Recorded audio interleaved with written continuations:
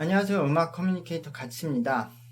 제가 그 걸플 파이널 무대 리뷰를 이미 3편으로 나눠서 올렸는데요.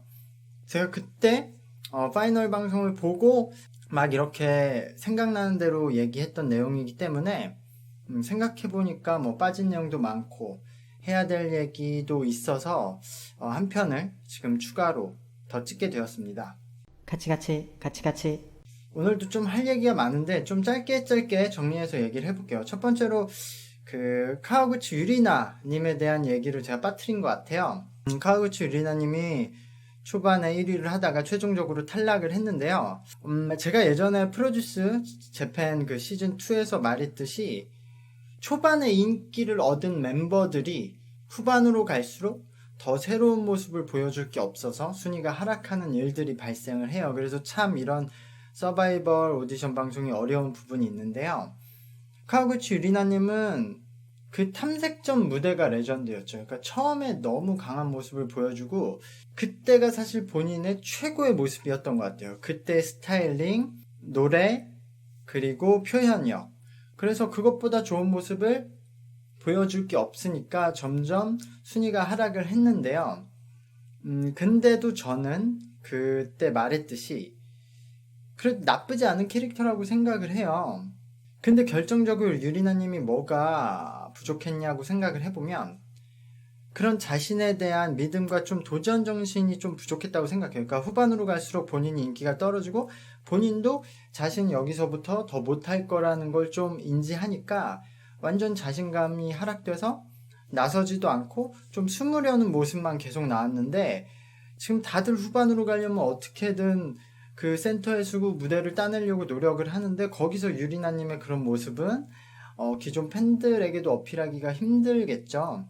그래서 그런 부분이 안타까웠는데 어쨌든 유리나님이 앞으로 이 연예계 생활을 계속하고 도전을 하려면 제가 이런 얘기를 해드리고 싶어요. 제가 되게 존경한다고 말할 수 있는 아이돌들이 있어요. 뭐 예전에 이효리님부터 지금 아이유님이 계시고 저는 전유성님도 굉장히 그렇게 생각을 하고 그리고 뭐 BTS도 있죠. 이 사람들의 공통점이 뭔가라고 제가 생각을 해봤을 때 이분들은 되게 두 가지의 모순적인 부분이 있어요. 이 사람들은 누구보다 자기 자신을 사랑하면서도 자기 자신을 비판을 해요. 이게 말이 좀 모순적이죠? 이게 뭐냐면요. 일단 스스로에 대해 냉정하게 비판을 할 수 있어야 돼요.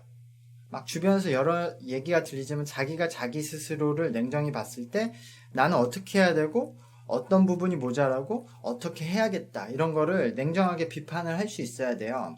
근데 뭐 이런 거는 다들 할 수 있죠. 근데 여기서 자기 자신을 누구보다 또 사랑해야 된다는 게 여기서 자기가 자기 자신을 냉정히 들여보고 뭐가 부족하다고 판단을 하고 또 주변에서 수많은 얘기들이 들려오잖아요.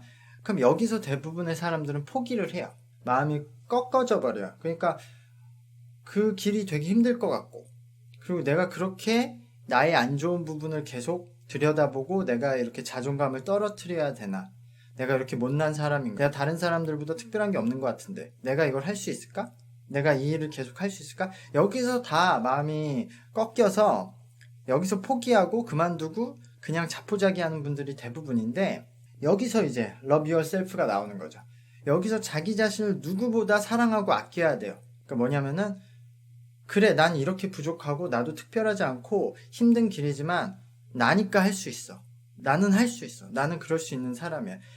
굉장한 자기애와 자기 비판이 동시에 있는 사람들이 그걸 이겨내고 성장을 하고 저렇게 제가 존경할 수 있는 사람들이 되더라고요. 그래서 저도 그걸 항상 생각을 하는데 유리나 님도 본인에 대해 냉정하게 들여다보고 그걸 도망치지 말고 들여다보고 또 그냥 들여다보고 너무 힘들어할 필요 없이 그것을 이겨내려고 도전하면 돼요. 할 수 있다고 믿고 저는 유리나 님이 할 수 있을 거라고 생각해요. 유리나 님이 되게 사랑스러운 캐릭터고 또 지금 가지고 있는 실력이 엄청 떨어지지도 않아요. 물론 지금 막 노래를 엄청 잘하거나 춤을 엄청 잘 추는 건 아니지만 그렇게 생각해 봤을 때 유리나님 어쨌든 보컬 포지션이잖아요. 근데 유리나님이 뭐 아이즈원에 히토미짱, 나코짱, 사쿠라짱보다 노래를 못하지도 않잖아요. 그러니까 앞으로 어떤 일을 하더라도 본인을 냉정히 바라보면서도 본인을 믿는 그 마음을 가지고 해보셨으면 좋겠단 말을 해드리고 싶었어요. 자, 그리고 휴닝바이애님 얘기를 다시 잠깐 할게요. 지금 이제 걸스플래닛 방송을 보지도 않은 사람들도 다 조회수 장사하러 지금 휴닝바이애님 비판에 동참을 하고 있는데요. 까도 내가 까. 저는 이미 휴닝바이애님이 휴닝바이애님에 대해서 얘기를 했는데, 사실 저는 이 정도 투표 받았으면 좀 인정해줘야 된다고 생각을 해요.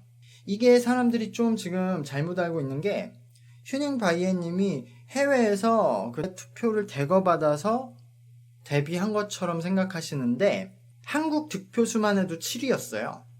이 말인즉슨 휴닝바이애님은 한국 국내 투표만 받았어도 데뷔를 할 수 있었다 라는 말이죠.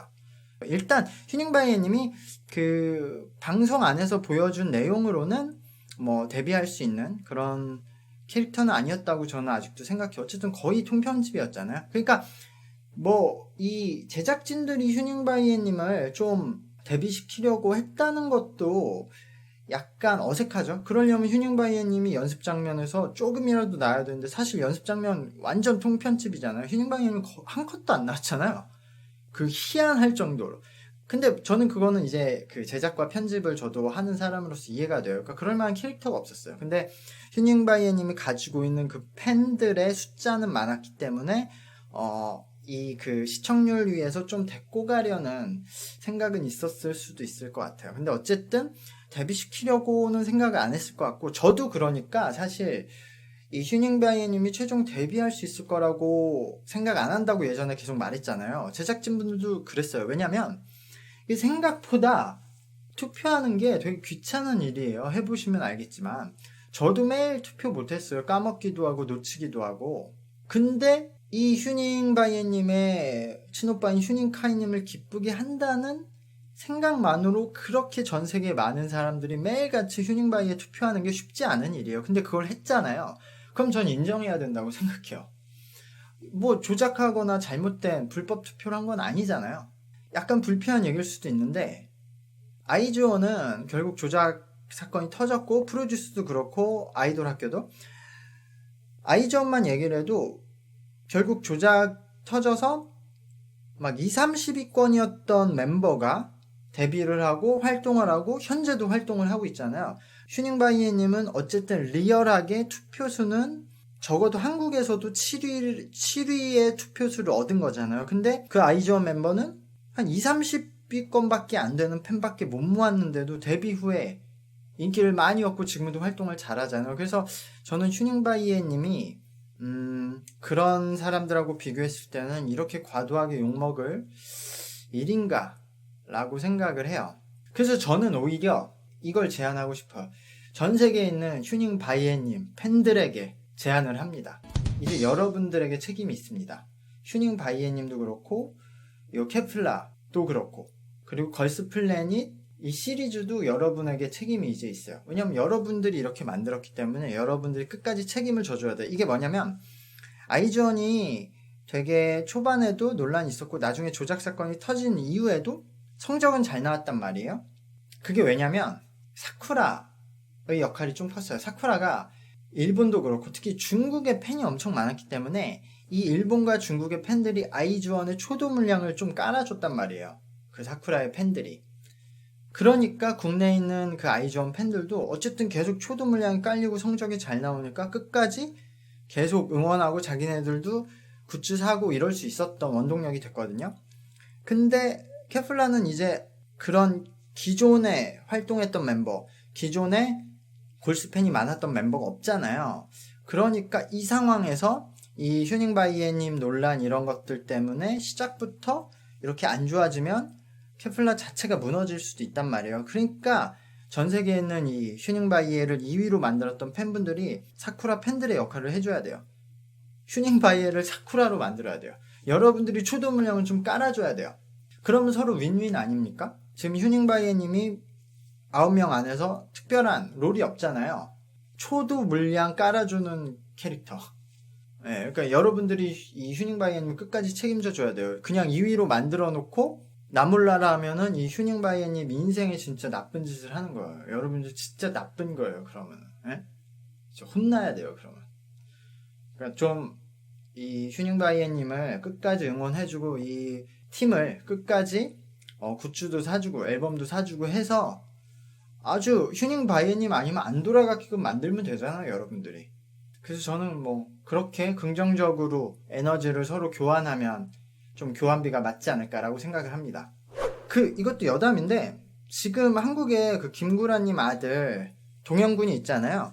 동현군이 처음에 욕을 엄청 먹었단 말이에요. 동현군이 성인이 되고 그 랩 앨범을 발표했을 때 욕을 엄청 먹었어요. 실제로 랩도 잘 못했는데 그 아버님이 굉장히 인기 있는 MC이기 때문에 그 아들이 되게 유명한 기획사에도 들어가고 방송도 많이 나오고 완전 혜택을 많이 본다라고 욕을 많이 먹었는데 지금 동현군을 욕하는 사람이 없는 게 동현군이 근데 그 방송 일을 되게 성실히 열심히 그리고 진실되게 잘했고 이제 그 되게 자기가 자신을 낮추면서 좋은 캐릭터로 지금까지 방송을 했기 때문에 지금은 동현군을 다 좋아하고 이제 칭찬을 하는 분위기죠. 그래서 저는 휴닝바이엔님과 휴닝바이엔님 팬들이 동현이를 벤치매킹해서 좀 좋은 캐릭터로 만들었으면 좋겠어요. 자, 그리고 마지막 션샤오팅님의 표정이 그 파이널 무대 때 일관되게 안 좋았다고 해서 그거에 대한 말들도 많은 것 같아서 제가 궁금해서 이거 물어봤거든요. 근데 원래 일단 방송을 계속 보시면 알겠지만 션샤오팅이 원래 표정 변화가 없었어요. 모든 방송에서 일관되게 무표정이었어요. 1화부터 지금까지. 근데 요번에는 좀 표정이 어두웠던 이유가 그 중간 순위 발표를 보고 션이 한국 순위가 낮기도 했지만 일단은 국제 순위가 너무 순위가 낮아서 나는 중국에서도 좀 투표가 적나 보다. 수리치님과 후야닝님이 높았기 때문에. 그래서 데뷔할 확률이 1%도 안 된다고 생각했대요. 그래서 그냥 포기하고 있었던 거래요. 포기하고 그냥 있었는데 본인이 딱 되니까 막 되게 복잡한 감정. 그것도 자기는 혼자밖에 안 됐잖아요. 중국 멤버 중에서. 그래서 그리고 원래 무표정이기도 하고 그래서 그랬다고 하더라고요. 그래서 뭐 다른 그런 건 없었다고 합니다. 어쨌든 이걸로 걸스 플래닛 후기는 마무리를 하려고 합니다. 이 오디션 방송이 항상 시작할 때마다 제가 듣는 얘기가 있어요. 요번 오디션 방송 새로 하는데 망했다. 얼굴들 봐라. 이쁜 애 한 명도 없다. 이 얘기 항상 듣거든요. 걸프를 시작할 때도. 지금 반가운 설렘도 그런 얘기 듣고 있어요. 근데 참 지겨워요. 근데 뭐 채연이나 뭐 션샤오팅이나 엄청 이쁜데 지금 반가운 설렘도 되게 이쁜 애들 많거든요. 좀 보지 말라고 하세요. 그런 사람들. 또 다음 얘기에서 뵐게요. 감사합니다. 안녕.